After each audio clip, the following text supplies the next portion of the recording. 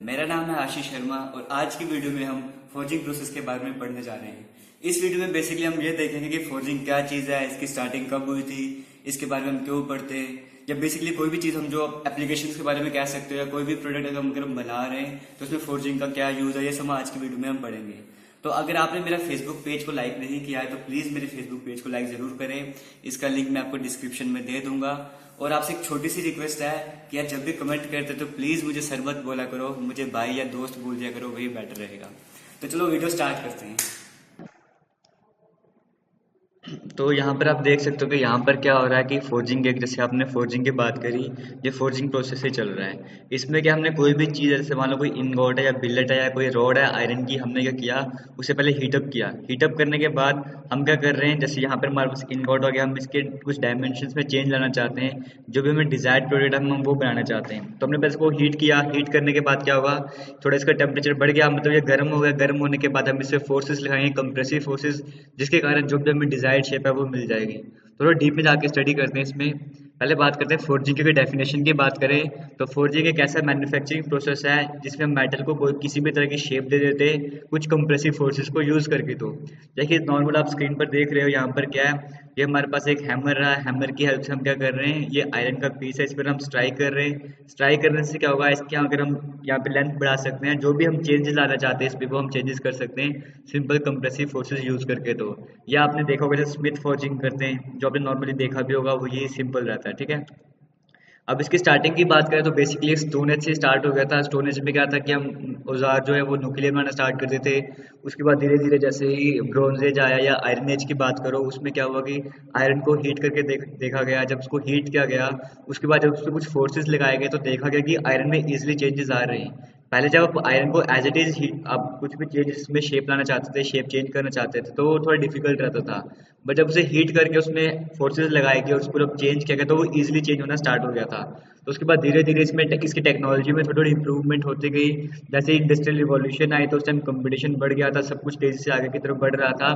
तो उस टाइम क्या हुआ, नई नई टेक्निक्स लाई गई फोर्जिंग मेथड के लिए। तो कुछ टेक्निक्स वो भी आज भी यूज करते हैं, तो कुछ नई और एडवांस आ चुकी हैं। तो बेसिक कैटेगरीज की बात करें फोर्जिंग की, तो बेसिकली फोर्जिंग को तीन कैटेगरीज में डिवाइड किया गया है, जिसमें एक आती है ओपन डाई फोर्जिंग, एक आती है इम्प्रेशन डाई फोर्जिंग और एक है क्लोज डाई फोर्जिंग। ठीक है, ये तीन कैटेगरीज है बेसिक। बट अगर जनरल की बात करें तो जनरली फोर्जिंग को दो पार्ट्स में डिवाइड किया गया था, जिसमें आता है हॉट फोर्जिंग और कोल्ड फोर्जिंग। हॉट फोर्जिंग जो हम अभी तक पढ़ चुके हैं, जैसे लास्ट की वीडियो में हमने डिफरेंस पढ़ा था हॉट वर्किंग और कोल्ड वर्किंग में। हॉट फोर्जिंग और कोल्ड फोर्जिंग वही सेम चीज़ है।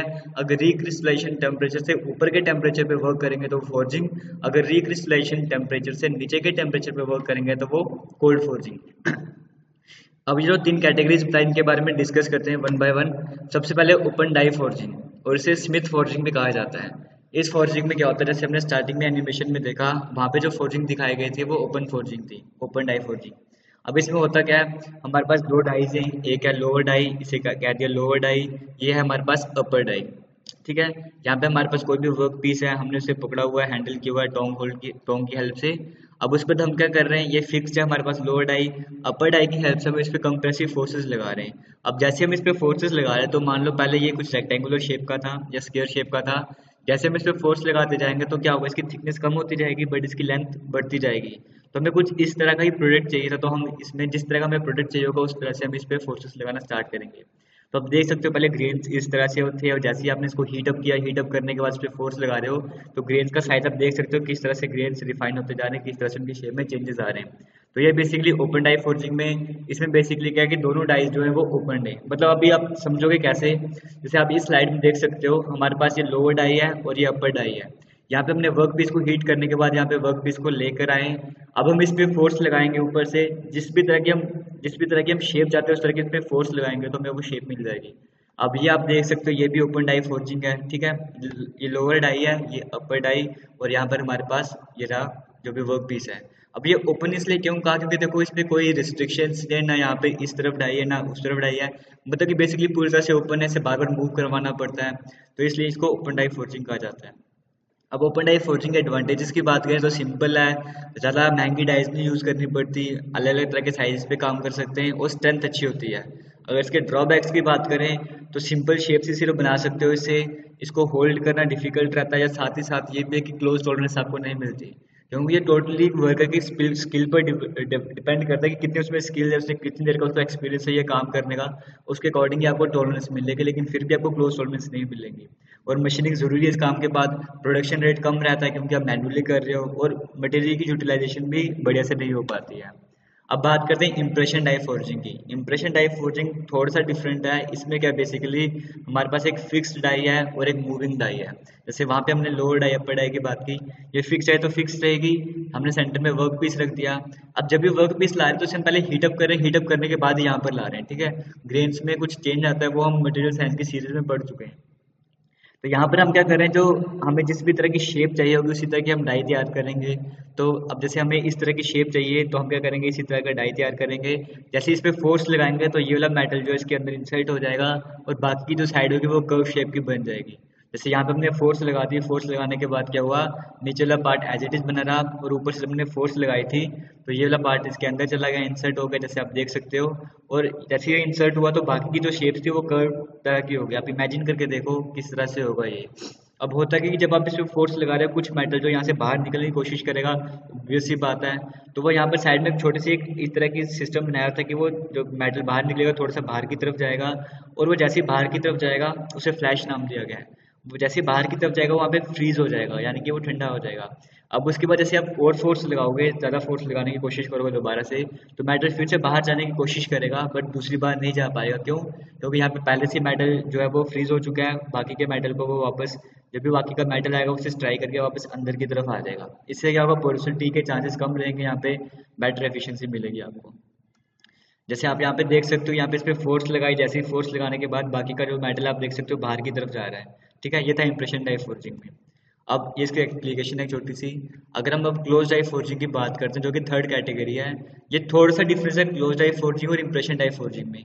ज़्यादातर आप कहीं भी सर्च करोगे या बुक्स में भी पढ़ोगे तो क्लोज डाई फोर्जिंग को इंप्रेशन डाई फोर्जिंग कहा जाता है, बट इसमें स्लाइड छोटा सा एक डिफरेंस है, वो समझने की कोशिश करते हैं क्या है। जैसे हमने यहाँ पे बात की, तो यहाँ पे क्या था, जो इंप्रेशन डाई फोर्जिंग है, हमारे पास बिलेट है, हमने इस पे फोर्स लगाई, जैसे ही फोर्स लगाई तो जो हमारे पास डाई की शेप होगी इसी तरह का हमें मटेरियल मिल जाएगा। जैसे हमने इस बिलेट पे फोर्स लगाई तो कुछ मेटल यहाँ पे चला जाएगा, कुछ यहाँ पर, कुछ ऊपर की तरफ, कुछ यहाँ की तरफ। जब हम फोर्स लगाएंगे तो इस तरह का प्रोडक्ट मिल गया, और बाकी फ्लैश के तौर पर हमें बाहर की तरफ मिल जाएगा। लेकिन यहाँ पर क्या, इस केस में क्या, क्लोज डाई फोर्जिंग के केस में अब यहाँ पे डाई साइड में डाई लगी हुई है और एक लोअर पंच अपर पंच। अब जैसे ही अपर पंच से फोर्स लगाओगे जो डिजायर्ड शेप है वो तो मिल जाएगी। जैसे यहाँ पे स्पेस थी तो यहाँ पे मेटल चला जाएगा, और बाकी ये जो यहाँ पे स्पेस बचेगी वहाँ पे मेटल चला जाएगा। बट यहाँ पे क्या, फ्लैश वगैरह कोई सिस्टम में, कुछ फ्लैश, कुछ मेटल बाहर की तरफ नहीं जा रहा। तो इसलिए कहा दिया क्लोज डाई फोर्जिंग पूरी तरह से क्लोज है। जैसे आप यहाँ पे देख सकते हो, देखो जब इस पर फोर्स लगाई गई तो ये सिर्फ यहीं तक आएगा, मेटल बाहर नहीं जाएगा इससे। जैसे यहाँ पे देख लो, मेटल बाहर की तरफ बिल्कुल नहीं जा रहा, तो ये आ गया हमारे पास क्लोज डाई फोर्जिंग वाला केस। तो ये आप देख सकते हो क्लोज डाई फोर्जिंग, दो हमारे पास डाई आ गई, एक लोअर रैम है और एक अपर रैम, बीच में वर्क पीस रखा हुआ है, इस पर फोर्स लगाई जा रही है, जिस तरह की शेप चाहिए वो मिल जाएगी। जैसे आप यहाँ पे भी देख सकते हो क्लोज्ड है, ये भी क्लोज्ड है। तो ये कुछ वर्क पीस जिन पे काम हो गया वो वाले वर्क पीस यहाँ पे रखे हुए हैं।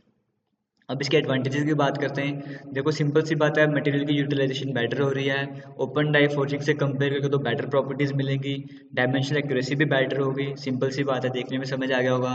प्रोडक्शन रेट भी ज़्यादा ओवर, ये सब इसमें एडवांटेजेस में आप कह सकते हो इसके एडवांटेजेस हैं। लिमिटेशंस की बात करें तो कॉस्ट ज़्यादा रहेगी डाइस की, और मशीनिंग जो है वो ज़रूरी होगी। अब एक बार तीनों का ओवरव्यू ले लेते हैं। ये हमारे पास क्या था, ओपन डाई फोर्जिंग, डाइस जो सिंपल थी और वर्कपीस पूरी तरह से किसी भी तरह की रिस्ट्रिक्शन नहीं थी, ओपन था। यहाँ पर आ गया second, impression die forging, same था, जिस तरह की हमें डाई, जिस तरह का प्रोसेस चाहिए होगा, वर्कपीस चाहिए होगा, उस तरह की डाई बनाएंगे, फोर्स लगाएंगे, फ्लैश के रूप में मेटल बाहर आएगा। क्लोज में क्या था, डाई साइड में थे, पंच की हेल्प से इस पे स्ट्राइक कर रहे हैं और किसी भी तरह का फ्लैश वगैरह हमें नहीं मिल रहा। तो ये था तीनों कैटेगरीज। अब बात करते हैं मेथड्स की फोर्जिंग की। ये इसमें बेसिकली हम क्या करने लगे, हमने तो क्या दी कि हम पंच की हेल्प से फोर्स लगा रहे हैं, अपर डाई की हेल्प से फोर्स लगा रहे हैं। तो वो अपर डाई किस तरह से फोर्स लगा रहा है उसके अकॉर्डिंग क्लासिफिकेशन किया है। पहली है ड्रॉप फोर्जिंग। ड्रॉप फोर्जिंग में क्या है, हमारे पास लोअर डाई आ गया, एक अपर डाई आ गया और वर्क पीस आ गया। अब इस पे रैम के साथ अपर डाई फिक्स्ड है। अब जैसे रैम नीचे मूव करेगा तो अपर डाई भी नीचे की तरफ मूव करेगा। तो जैसे ही अपर ये इस पे स्ट्राइक करेगा तो स्ट्राइक करने के बाद क्या होगा, ये जो मटेरियल है थोड़ा यहाँ पे जाएगा, थोड़ा सा यहाँ जाएगा, बाकी यहाँ, यहाँ और बाकी स्पेस के बीच में चला जाएगा। इमेजिन करके देखो। तो होगा क्या कि यहाँ पे क्या होता है, रैम के साइड में रोलर लगे होते हैं दो, उस रोलर की हेल्प से क्या होता है, ये रैम नीचे की तरफ मूव करता है। जैसे नीचे की तरफ मूव करेगा तो इस पर स्ट्राइक करेगा, तो जैसी फोर्स लगेगी तो मटेरियल जो है वो शेप गेन कर लेगा। तो ये बेसिकली ड्रॉप फोर्जिंग का। अब हम बात करते हैं नेक्स्ट प्रेस फोर्जिंग की। इसको हाइड्रोलिक प्रेस फोर्जिंग भी कहा जाता है। सेम उसी की तरह ड्रॉप फोर्जिंग की तरह डिफरेंस ये है कि यहाँ पे जो रैम है वो रैम की मूवमेंट होगी हाई प्रेशर फ्लूइड के कारण, यानी कि हाइड्रोलिक सिस्टम होगा। ठीक है। अब इसमें एक छोटा सा डिफरेंस और भी है कि देखो, आप ड्रॉप फोर्जिंग की बात करोगे तो वर्क पीस को बार बार आपको रैम पे फोर्स लगाना पड़ेगा, रैम बार बार अप डाउन होगा तो जाके वर्क आपको कंप्लीट होगा। प्लस फोर्जिंग में क्या, आप मैक्सिमम एक या दो बार ही आप रैम को अप डाउन करो तो आपका काम कंप्लीट हो जाएगा, मतलब ज़्यादा बार आपको अप डाउन मूवमेंट नहीं करनी पड़ेगी। ठीक है। और उसके साथ ही साथ इसमें पेनिट्रेशन भी डीपर मिलेगी और प्रॉपर्टीज भी बेटर मिलेंगी। बट एक इसमें यह कि इक्विपमेंट जो है वो ज़्यादा महंगी रहती है। ठीक है।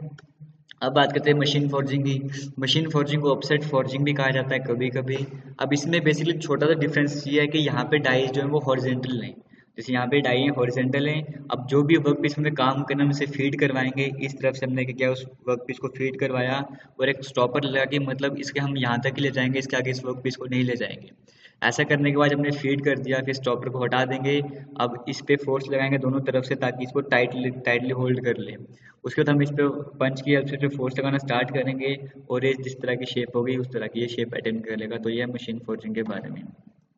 तो आज की वीडियो में इतना ही है। अगर आपको किसी भी तरह का डाउट है या किसी भी तरह का क्वेश्चन है तो मुझे कमेंट करके ज़रूर पूछो, मैं रिप्लाई ज़रूर करूँगा आपको।